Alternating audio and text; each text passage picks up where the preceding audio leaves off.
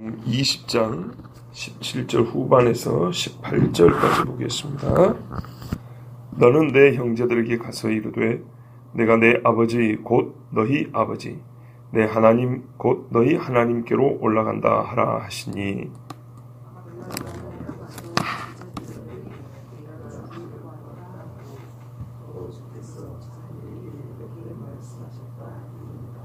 아멘. 너는 내 형제들에게 가서, 우리 주님 말씀하셨습니다. 이 내 형제들을 유대인들을 가리키는 것이 아니고 예수님의 제자들을 말합니다. 이 막달라 마리아를 비롯해서 여인들이 형제들에게 가서 부활 소식을 전하라 하니까 곧장 어디로 갔냐면 자기들 사는 동네로 간 게 아니고 제자들에게 갔습니다.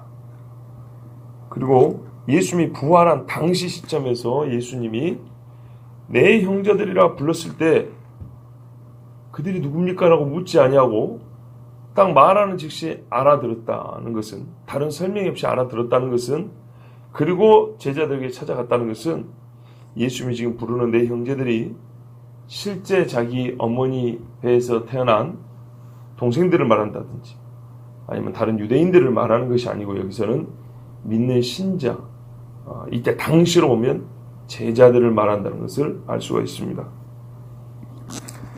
제자 꼭 11명보다는 믿는 신자들을 지칭한다고 이렇게 알 수 있습니다. 자, 이게 또 왜 그렇게 해석해야 되는가 하냐면, 참 중요한 말씀 우리가 히브리서 2장에서 읽었는데요.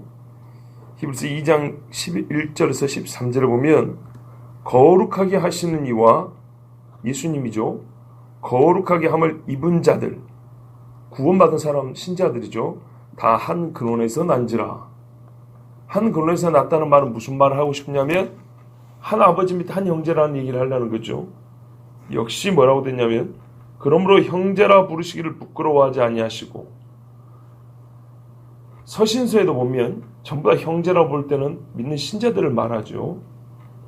이르시되 내가 주의 이름을 내 형제들에게 선포하고 내가 주를 교회 중에서 찬송하리라 그랬습니다. 이게 참 중요합니다. 교회라는 말은 세상의 모든 조직과 단체와 구별된 예수 그리스도를 믿고 세상에서부터 나온 사람들을 일컫는 말 아니겠습니까? 또다시 내가 그를 의지하리라 하시고 또다시 볼지어다 나와 및 하나님께서 내게 주신 자녀라 하셨으니, 이 말씀을 과거에도 정말 우리가 나름대로 깊게 본다고 그렇게 저도 전했던 기억이 있습니다. 이 말씀에서 분명하게, 그때만큼 다시 한 구절 한 구절 하면서 분명한 이야기는 뭘 얘기하고 싶냐면, 예수님이 신자들을 형제라 부른다는 겁니다. 근데 그걸 어디다가 얘기하냐면 세상에 들판에다 말한다고 듣는 게 아니고 교회 중에서 이거를 선포하고 또 형제들 중에서 선포한다 했으니까, 여기서 내 형제들과 교회가 거의 동등한 또는 동일한 의미에서 불려지고 있다는 걸 알 수 있습니다. 그러니까 형제라는 것은 예수 그리스도를 믿어서 주님과 연합한 사람들, 이 사람들을 일컫죠. 또 우리가 이제 잘 아는 말씀이 뭐냐면 로마서 8장 14절에서 17절 보면 아주 익숙한 말씀이 있죠. 무릇 하나님의 영으로 인도함을 받는 사람은 곧 하나님의 아들이라. 신자들을 말하죠. 너희는 다시 무서워하는 종의 영을 받지 아니하고 양자의 영을 받았으므로 우리가 아빠 아버지라고 부르짖느니라. 성령이 친히 우리의 영과 더불어 우리가 하나님의 자녀인 것을 증언하시나니. 중요하죠. 우리의 영도 안다는 거예요. 내가 하나님의 자녀라는 걸. 그리고 성령이 증거하신다는 것도 내가 알아요. 그러니까 내 스스로 내 영이 내가 하나님의 자녀라는 것을 알고 성령께서도 나로 하여금 확실하게 성령도 내가 하나님의 자녀라는 걸 인정해 주시는구나 라는 것도 내가 안다는 거예요. 그래서 성경에 이런 말씀이에요. 너희가 다시는 사람에 배울 필요가 없다. 이 말은 아무것도 배우지 말아야 된다 이 말이 아니라 하나님의 자녀된 이 확신의 문제에 대해서는 말 그대로 확신이잖아요. 요거는 뭘 더 배워가지고 되는 문제가 아닌 거죠. 불필요한 이야기입니다. 자녀이면, 중요하죠, 이제. 자녀인 것을 증언하시나니, 자녀이면, 자녀가 받는 복이 뭐냐? 또한 상속자 곧 하나님의 상속자요. 하나님 주신 선물, 유산을 받는 거죠. 그리스도와 함께한 상속자니. 그리스도와 나란히 그리스도가 받는 상속을 같이 받는다는 겁니다. 뭐죠? 여기에 이미 형제라는 얘기가 이렇게 전제되어 있는 거죠. 우리가 그와 함께 영광을 받기 위하여 고난도 함께 받아야 할 것이니라. 이 뒷부분에 이제 또 빼먹고 가기 좋은데 절대 그러면 안 되고요. 우리가 하나님의 영으로 인도를 받아서 하나님의 자녀가 된 사람들은 그리스도와 똑같이 상속을 받는다. 그 상속을 받기 위해서 우리가 사는 이 현실 세계에서는 뭘 더불어 받을 수밖에 없냐? 그리스도가 받으신 고난을 신자인 우리도 받는다. 이것이 우리의 믿음이고 이것이 우리 신자의 삶이다. 이렇게 이제 말씀해 주는 겁니다. 자, 바울이 이 히브리서와 로마서는 바울이 훗날 기록한 하나님의 말씀 아닙니까? 감동을 받아서. 근데 여러분, 자기 마음대로 이렇게 쓸 수는 없잖아요. 말은 딱 맞아떨어지잖아요. 히브리서나 로마서가 아구가 딱 맞은데 이 딱 맞는 그 신학을 갖고 있었어요. 신앙과 신학을 갖고 있었어요. 그러면 이거는 하나님이 가르쳐 주었기 때문인데 어디서 가르쳐 줬냐 했더만 성경에 분명히 오늘 여기서 가르쳐 줬어요. 주님이 부활한 다음에 하나의 교훈을 제일 먼저 주셨는데 그게 뭐냐면 내가 아버지께로 올라간다는 거하고 자기가 누구냐 하는 거하고 두 번째는 누구죠? 나를 믿는 자가 이제 누구냐? 어떻게 그들이 여겨질 것이냐? 한마디로 부활의 권능이 그들에게 어떻게 역사되는 것이냐에 대하여 가르쳐 준 겁니다. 너무나 중요하죠. 이거는 부활이 없었으면 불가능한 두 가지입니다. 올라가는 것과 아버지께 올라가는 것과 우리를 이 죄인이었던 우리를 예수님이 형제라 부른다는 것은 부활이 없었으면 절대로 불가능한 이야기입니다.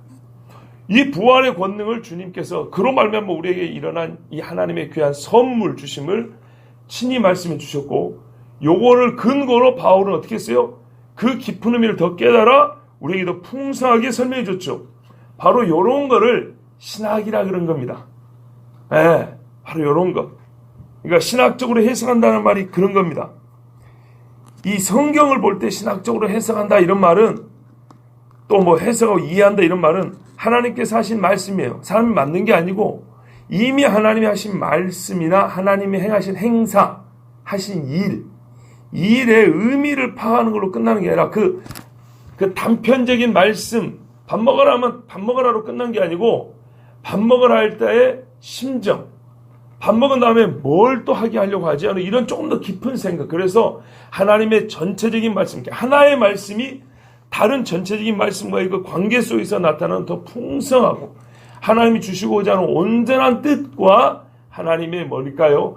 그 계획에 대하여 우리로 하여금 그걸 다는 좀 교만하고 하여튼 허락하신 만큼 그거를 파악할 뿐만 아니라 그걸 우리에게 어떤 작용을 그 말씀이 어떤 작용을 실제로 일으키는지에 대하여 생각할 수 있는 그리고 그러면 우리는 또 마땅히 어떻게 해야 될 것이냐 그리고 변화된 최종 상태가 무엇이냐까지 바라보게 하는 거예요. 이거는 생각으로 바라보게 해서 우리가 실제로 거기를 향해서 살아갈 수 있도록 하는 여기까지 그러니까 뜻이 그런 뜻이요 하고 그 자리에 머물러 있는 게 아니라 이런 뜻이구나로부터 시작해가지고 그럼 하나님이 주신 이 은혜잖아요. 그 은혜를 받고 그 은혜가 목표로 하는 하나님이 뜻하는 거기까지 갈 수 있도록 우리의 이 생각들을 끌어주는 작업 요거를 말하자면 신학적인 해석이라 그러고요. 이 과정에는 조금 다른 독특한 게 있는 게 뭐냐면 바로 이런 겁니다. 말씀이 그 자리에서 갖고 있는 의미도 있지만은 다른 말씀과 함께하여 이게 완전한 의미를 우리에게 주시는데 그거를 성경에 뭐냐면 그냥 우리 만화책 보듯이 잡지책 보듯이 성경 보는 게 아니라 뭐라면 우리는 생각하며 본다 그러잖아요. 하나님 말씀을 선지자들로 부지런히 연구했다 그러잖아요. 이 연구란 말을 너무 고상하게 생각하면 됩니다. 뭐냐면 무슨 말일까 하고 여기저기 확인해 봤다는 겁니다. 실제로 보면 우리가 못 알아듣는 말 많거든요. 그러니까 하나님은 성경 스스로가 해석할 수 있도록 해석해 놓으셨으니까 여기저기 부지런히 찾아보는 요럼으로써 부지런한 자가 많이 얻는 것이죠. 그럼으로써 하나님 말씀에 여기저기 있는 보화들을 다 모아서 말하자면 목걸이를 하나 만드는 작업까지 이런 거를 흔히 하는 말로 신학적인 해석이다, 신학적인 작업이다 이렇게 말하는 겁니다. 그 너무 뭐 어렵게 들을 필요가 없습니다. 지금 제가 여러분에게 지금 설교해 주는 바로 여기죠. 내 형제들에게 가라. 그냥 우리가 이걸 편하게 말하면 하나님 우리 주님께서 우리를 형제라고 불러주십니다. 여러분 그러면 기분 좋잖아요. 또 감수성이 예민한 분들은 막 뜨겁게 받잖아요. 뜨겁게만 받고 끝내지 아니하고 이게 무슨 말입니까? 왜 이런 말을 할 수 있었습니까? 요렇게 들어가면 또 은혜가 다르잖아요. 요 한 걸음 더 나가는 것을 쉽게 신학적인 해석이다 이렇게 보시면 되는 겁니다. 자, 이왕 말 나온 김에 우리 그 다음 말씀 한번 그렇게 봐볼까요? 내가 내 아버지 곧 너희 아버지, 내 하나님 곧 너희 하나님께로 올라간다 하라. 이게 이제 마리아 보고 예수님이 증언하러 가신 내용 중에 두 번째죠. 이 말씀에서 우리가 이 말씀 그 자체에서 깨닫는 것은 뭐냐면요, 주님의 아버지가 이제 형제인 신자의 아버지고 주님의 하나님, 예수님이 하나님으로 부르는 그분을 성도들도 똑같이 하나님 이렇게 부를 수 있다, 요거를 깨달았죠. 그죠? 요 말씀 그 자체가 그걸 말해주죠. 그러면은 이렇게 이제 말을 알아들었으니까 제가 이제 설교자로서 이렇게 말해도 충분히 은혜가 됩니다. 우리는 예수님과 같은 아버지와 하나님을 가지고 있습니다. 그러므로 우리는 주님과 같이 이제 완전히 하나님의 자녀가 되었다는 확증을 얻었습니다. 왜? 예수님이 말씀해 주셨으니까. 예수님이 같은 아버지 섬긴다면서요. 이렇게 말씀해 줬습니다. 우리는 이제 하나님의 자녀가 되는 확증을 예수님의 입술에서 친히 들었습니다. 할렐루야. 이렇게만 설교해도 된다 이거죠. 이러면 어떻게 돼요? 은혜를 많이 받은 사람들은 그것만 갖고도 눈물 흘리고요. 또 어떤 표현을 할까요? 그 사실 그 자체를 받아들이는 것을 또 좀 중요하게 생각하는 사람들은 담담하지만은 이렇게 또 은혜를 받아요.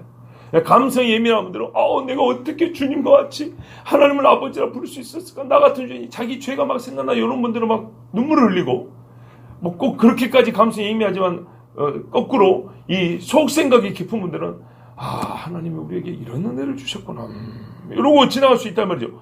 요래도 돼요. 요래도 되는데 이거보다 하나님은 우리에게 조금 더 수고를 원하세요. 예수님이 채찍만마저도 감개무량한데 십자에 못 박혀 죽으신 것처럼 사랑하는 자들이 아버지를 조금 더 알기를 원하세요.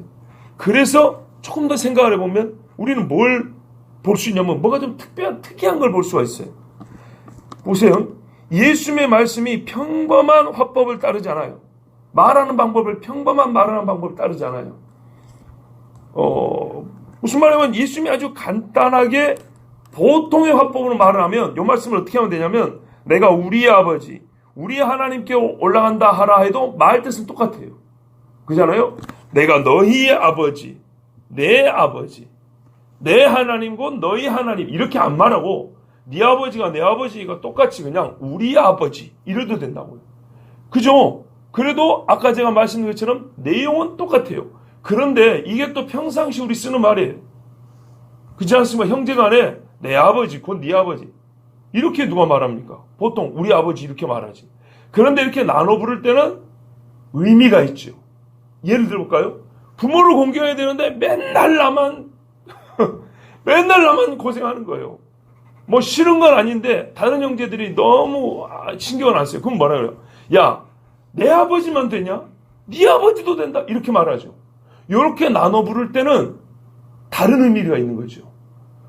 문자적으로는 그냥 우리 아버지도 똑같아요. 야, 우리 아버지 아니냐. 이래도 말뜻이 똑같은데 나눠 부를 때는 듣는 이에게 너의 아버지가 된다는 것을 각인을 시켜주고 싶을 때 그러는 거예요. 그렇죠? 그러니까 이게 바로 이제 신학적인 해석이다 이런 겁니다. 요 한 걸음을 더 나가는 거. 우리가 진짜로 하나님을 아버지로 부를 수 있다는 것을 예수님이 이렇게 꼭꼭 집어서 지금 말씀해 주는 거구나. 아까 들은 말씀에 진짜 확증이 더 되죠. 확증이. 그런데요, 이것만 있는 게 아니에요. 보세요. 여기에는 구별도 있어요. 구별. 자, 하나님 아버지는요, 나와 너희에게 같은 호칭으로 부를 수 있는 분이지만 그 관계성은 동일하지 않다는 것을 이 말씀에 예수님이 내포하고 있는 뜻이에요.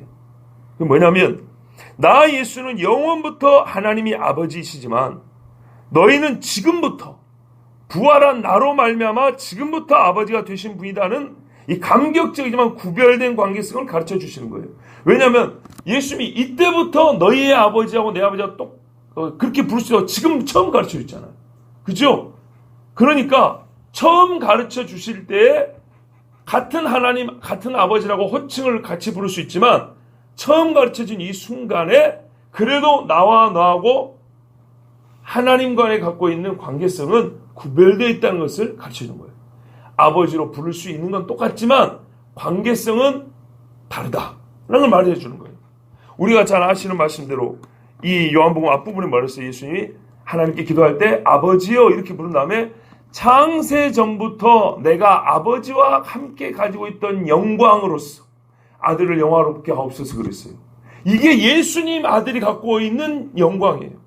이게 아들 예수님이 아버지 하나님과 갖고 있는 관계성이에요. 근데 우리는요, 아까 로마서에서 읽었잖아요. 무릇 하나님의 영으로 인도함을 받는 사람은 곧 하나님의 아들이야. 언제부터요? 하나님의 영으로 인도를 받을 때부터예요. 우리는. 그전에는 뭐라고 했어요? 우리가 세상의 진노의 자녀요, 본질상 진노의 자녀, 마귀의 영에 사로잡혀서 귀신의 영에 사로잡혀서 세상의 임금을 따라갔던 그런 사람이라고 되어 있어요. 그렇죠? 본래는 종의 영을 가지고 있던 사람이었어요. 그래서 보세요. 너희는 다시 무서워하는 종의 영을 받지 않냐고. 다시 무서워하는 종의 영을 받지 않으니까 전에 우리는 어떤 상태였다고? 종의 영을 받는 상태였어요. 그런 상태인데 지금 어떻게 해요? 지금부터는 양자의 영을 받았으므로 아빠 아버지가 우리가 아빠 아버지라고 부르짖느니라. 언제부터요? 양자의 영을 받을 때부터. 그러니까 여기 답이 나오죠. 우리는 양자로서 아들인 거예요. 양자로서 아들이기 때문에 예수님이 이 말씀 안에 뭐가 있어요? 우리가 똑같이 친자나 양자나 아버지라고 부르는 건 똑같지만은 어떻게 해요? 존재로서는 다르다. 이 구별이 있어야 돼요. 이 구별이 얼마나 중요합니까? 이 구별이 없으면 어떻게 해요? 예수님과 맞먹어요, 이제. 그렇게 되죠. 왜 같은 아들 뭐 이렇게 맞먹어요. 근데 성경을 보니까 예수님이 하나님과 동등대단해? 하나라네? 그럼 어떻게 해요? 사람이 감히 맹랑한 생각을 하게 되죠. 내가 하나님이요. 내가 신이야. 이런 생각까지 할 수 있겠죠. 보세요. 바로 이게 신학적 읽기라는 겁니다. 신학적으로 읽으면 이게 딱 우리의 받은 은혜가 뭔지 또렷해지면서 동시에 한계가 명료해져요. 우리는요, 예수 그리스도로 말미암아 감히 정말 나 같은 죄인이 하나님을 아버지라고 부를 수 있게 됐어요. 우리가 받은 선물이 무엇인지 정확히 알겠어요. 어디서부터요? 예수님의 죽으심과 부활부터예요. 그리고 성령이 그거를 토대로 역사하시는 거예요. 근데 우리가 그렇지만 뭘 알아야 돼요? 나는 예수가 아닌 거예요. 나는 창세 전부터 하나님을 아버지로 부르는 그런 인간이 아니에요. 나는 종의 영을 받고 이 세상의 마귀에게 끌려 살던 사람이에요. 근데 성령이 임하셨어. 뭘 근거로? 예수님의 죽으심과 부활을 근거로 성령이 그것을 근거로 딱 가지고 와서 나한테 들이미는 거예요. 양자가 되었다는 확증, 입양 증서를 딱 내는 거예요. 그러니까 어떻게 해요? 그때 우리가 그것만은 얼마나 감사합니까? 무릎 꿇고 감사의 예물을 드리면서 이게 뭐 주고받거니 그런 게 아니라 진짜 감사의 예물을 드리면서 하나님 아버지 감사합니다 이렇게 나오는 겁니다. 멋지죠? 하나님이 멋지죠? 예? 우리 주님이 이거를 가르쳐 주셨어요. 은혜를 은혜되게 품으려면요 스스로 올라가면 안 돼요. 어제 들은 마귀처럼 스스로 올라가면 이 주신 대로 다 여기 머물러 있으면 그게 은혜입니다. 자, 예수님은 또 이렇게 말씀했어요. 어제 물론 간단히 말씀드린 거지만 내가 부활했다고 알려라 이렇게 말하지 않았어요. 너희 하나님께 올라간다고 하라 그랬어요. 그죠? 너희 하나님께 올라간다고 하라. 어제 아직 올라가지 아니하였다. 그러면 지금 뭐 한다고요? 내가 아버지께 올라간다 하라. 그러면 제자들은 들으면 알아요. 왜? 목자의 음성을 아는 것이 양해이잖아요. 제자들은 내 형제들이니까 이제 알아먹어요. 아, 니고데모한테 하셨던 말씀 그때 우리한테 가르쳐줬는데 인자가 누가 인자냐면 하늘에 계신 아버지께 스스로 올라갈 능력이 있는 거예요. 에녹이나 엘리야도 들려 올라가고 끌려 올라갔는데 스스로 하나님께 올라간 그분이 인자라 그랬는데 아, 우리 주님이 자기가 인자로 한 말이었구나. 아, 부활하시고 변화된 육체 하시더니 아, 요렇게만 말해도 이제 제자는 어떻게 해요? 따라먹는 거예요. 그렇게 해서 제자들에게 이제 할 말을 담아주고 마리아가 갔습니다 하고 이 얘기를 했지요. 내가 주를 봤다. 이건 가장 뭡니까? 마리아가 한 말 중에 진짜 똑똑한 말이고 딱 부러진, 어제는 정말 감동적인 말이었는데 오늘은 제자들을 이렇게 정말 감동시키는 그런 말이었어요. 그리고 주님의 말씀을 대언합니다. 이 부분을 또 중요시하는 분들도 있어요. 그럴 수밖에 없죠. 제자들에게 제자가 되어가지고, 그러니까 제자들을 오히려 가르치는 진짜 제자가 돼요. 그렇죠? 부활을 봐야 진짜 제자가 됩니다. 부활을 봐야. 부활을 보지 않으면 증거하기가 어려워요. 자, 이러갖고 제자들에게 전했어요. 내가 주를 봤다 하고 주님이 이렇게 말씀하더라. 내가 내 아버지고 너희 아버지, 내가 곧 내 하나님 곧 너희 하나님께로 지금 올라간다 하더라. 이 말씀 전해주라고 합디다. 이렇게 말했더니 제자들이 믿습니까? 안 믿습니까? 안 믿습니다. 마가복음 16장 11절에 그들은 주가 살아나셔서 그 여인에게 보이셨다는 말을 듣고서도 믿지 아니하더라. 변화산에서 내려올 때 예수님이 그거든요. 인자가 이방인에게 넘겨졌고 죽임을 당하고 3일 만에 살아나리라 할 때 제자들이 야, 죽는다가 살아난다는 게 뭔 말이냐 도대체. 그러면서 자기들끼리 막 묻고 대고 궁시렁궁시렁 내려오고 요런 일이 있었어요. 근데 지금 예수님이 그 후에도 말씀하셨고 마리아가 와서 봤다고 해도 안 믿어요. 여러분, 그런데 그날 밤에 예수님이 나타나 버렸어요. 그들 중에 그날 밤에. 내가 이 제자라면 여러분 기뻤을 것 같습니까? 두려웠을 것 같습니까? 두렵죠. 왜? 여러분, 두려움은요 귀신을 봐서 두려운 게 아니에요. 안 믿어서 두려운 거예요. 안 믿어서. 그래서 성경에 뭐래요? 두려움에는 형벌이 있나니가 그 말이에요. 그죠? 예. 믿는 자는 하나님께서 기뻐하시고 상 준다는 거, 거기까지 믿어요. 하나님이 계신 것만 믿는 게 아니라 자기를 찾는 자에게 상 주는 것까지 믿어요. 두려움에는 형벌이 없나니. 두려워하는 자는 동시에 사랑도 없다 그랬어요. 말씀이 정확해요. 이 사람들이 벌벌 떨었어요. 안 믿어 놓으니까 벌벌 떨었어요. 그러니까 예수님이 말하여 나타나자마자 두려워 말라 그런 거예요. 우리가 내일 읽을 말씀이죠. 19절에 보세요. 바로 그 가운데서 너에게 평강이 있을지다. 그 말이 그 말입니다. 유대인들이 무섭기 때문에 평강됐지만 예수님 보고도 이 사람들이 당연히 떨고 있었다는 겁니다. 자, 물론 제자들도요, 이제 이날 밤에 예수님 만나고는 마리아 못지않은 증인들이 다 됩니다. 근데 지금 당장은 믿지 않았습니다. 여러분, 주님의 부활은요 사실이고 주님을 따랐던 자들은 그 누구보다 이 일이 사실이기를 바라는 자들이어야만 했습니다. 그런데 제자들은 보기 전에는 믿기 힘든 사실이 바로 부활이라는 겁니다. 제자조차도 보기 전에는 믿기 힘든 게 부활입니다. 그렇게 믿기 힘든 겁니다. 그래서 저도 신앙생활 하면서 부활을 믿는 건 진짜 믿는 거다. 부활을 쉽게 믿는다는 것은 좀 의심스러운 거다. 사람이 죽은 걸 우리가 봤지만, 저도 사람 죽은 거 여러분도 그렇지만 얼마나 많이 봤습니까? 그런데 턱을 괴고 생각을 해봐도 이 사람이 산단 말이야? 이렇게 죽은 거고 사는 거는 이렇게 어떻게 산다는 말이야? 이거는 죽은 걸 본 이상 산다는 것은 믿을 수가 없습니다. 그런데 죽은 걸 봤는데도 믿는다는 것은 진짜 믿는 겁니다. 제가 그 비근한 예로 부자가 예수 잘 믿는다? 야, 이건 믿기 어렵다. 정말 보기도 어렵고 믿기도 어렵다. 그런데 어느 날 부자인데 진짜 예수 잘 믿는 사람 눈에 보이잖아요. 당신은 진짜 예수쟁이다. 부자가 예수 잘 믿으면 진짜 잘 믿는 거다, 이거는. 이런 말이 절로 나오거든요. 이 제자들이요, 그만큼 믿기 힘든 게 부활했어요. 제자조차도 믿기 힘든 게 부활했어요. 그래서 여러분, 우리가 현실, 진짜 우리가 인간이기 때문에, 사람이 사람을 하기 때문에 양심적으로 고백하면 실제로 부활을 믿는 사람은 그렇게 많지 않아요.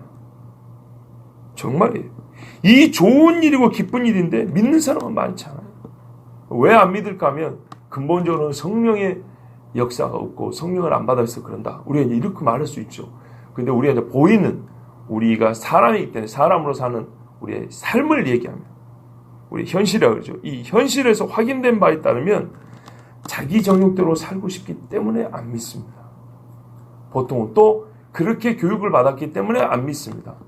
눈으로 본 것 외에는 믿지 말라는 식으로 뭐 학교 교육뿐만 아니라 생활에서 그렇게 교육을 받았기 때문에 안 믿고, 또 하나는 부활을 믿으면 많은 변화가 따라야 되거든요. 그죠? 아까 그리스도와 함께 영광을 얻게, 이 부활이한 영광을 얻게 고난도 함께 받, 이거 감당이 싫거든요. 솔직히 말해서. 그래서 안 믿습니다. 절대 진리를 믿을 이유는 있지만은 절대 진리를 믿을 때 따르는 의무와 책임이 있습니다. 이보다 부담스러운 일이 없습니다. 예수 믿고 진짜 예수 믿고 산다는 것만큼 부담스러운 일이 없습니다.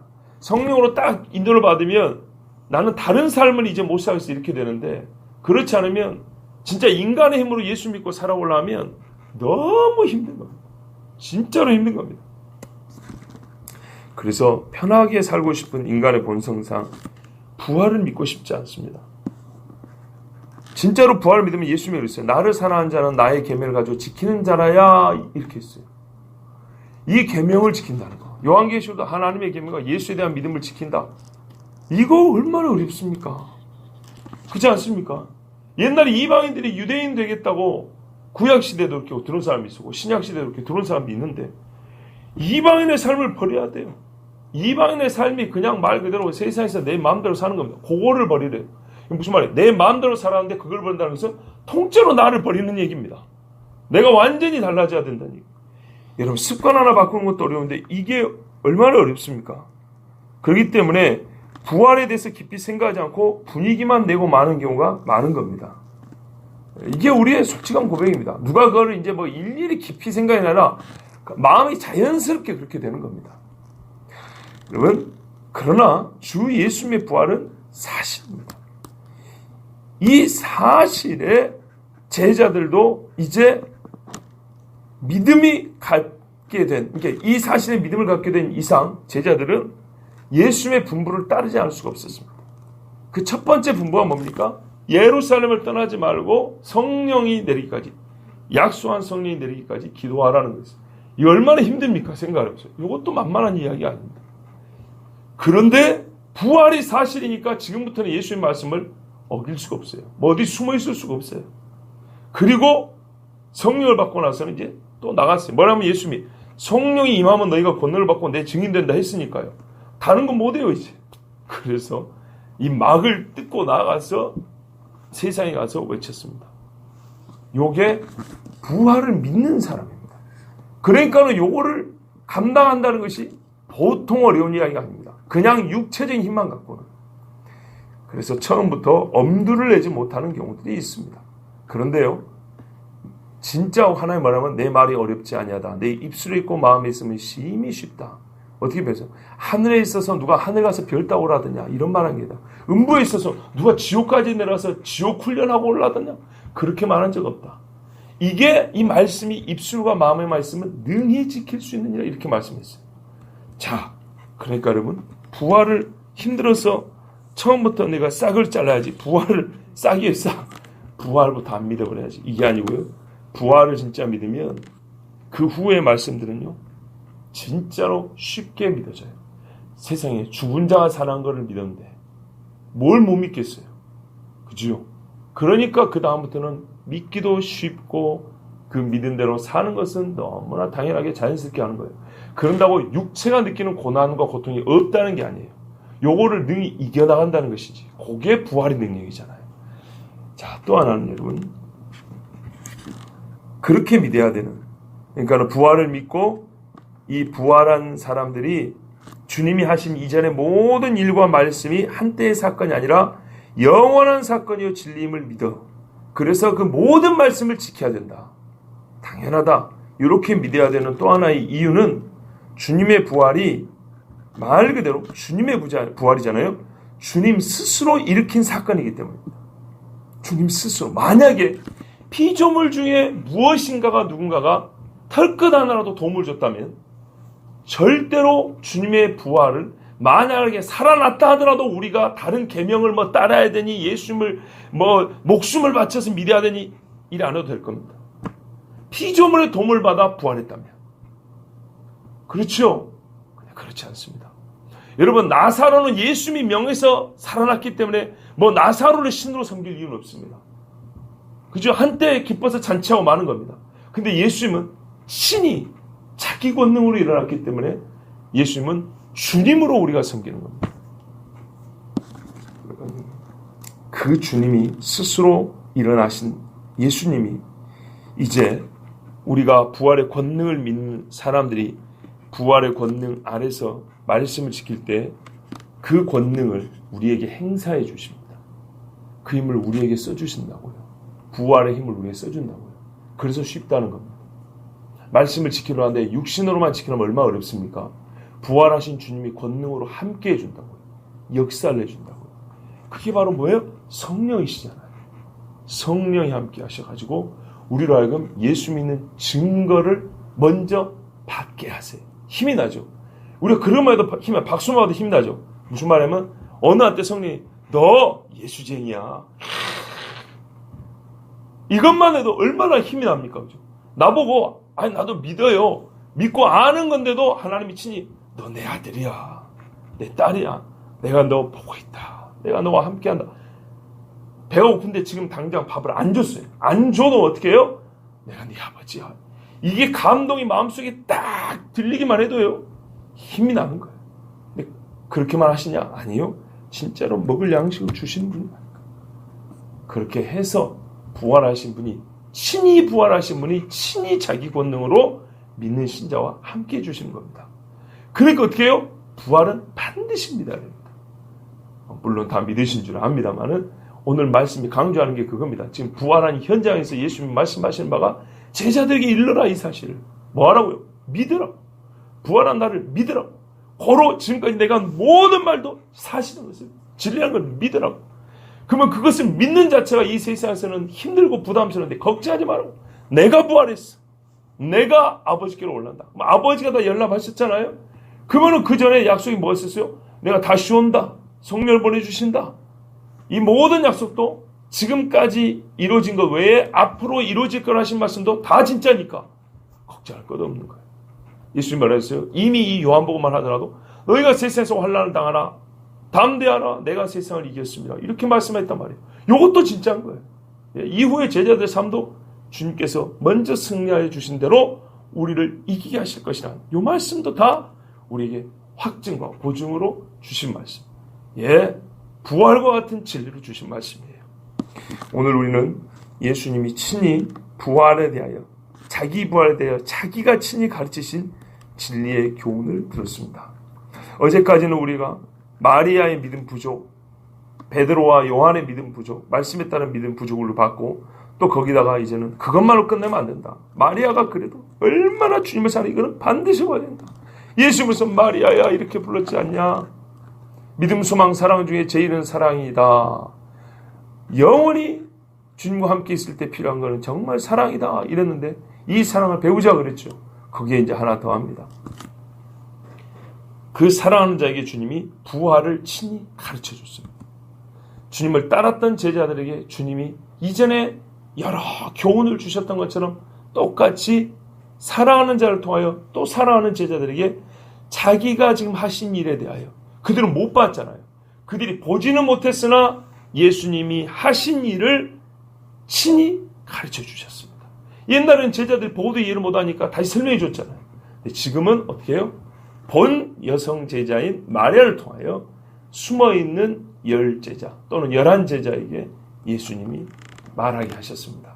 부활했다. 이렇게 말씀했습니다. 여러분, 주님의 부활로 말미암아 우리가 신자가 되었고 예수님의 형제가 되었습니다. 그리고 우리가 여호와를 하나님이요 아버지로 부를 수 있게 됐습니다. 이 일은 주님 스스로 친히 행하신 일이요 따라서 우리는 주께서 이미 말씀하시고 또 후에도 말씀하실 모든 말씀이 진리라는 것을 더불어서 믿습니다.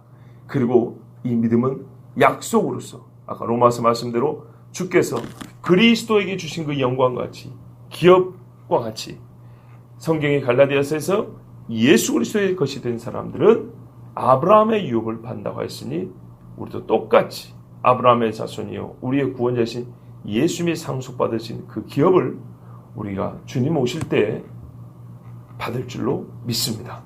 이 모든 것은 주님의 부활로부터 시작된 하나님의 약속의 성취고요. 선하시고 복되시고 신실하신 하나님께서 우리에게 주시는, 자녀에게 주시는 선물입니다. 기도하겠습니다. 하나님 아버지 감사합니다. 오늘도 우리를 사랑하시고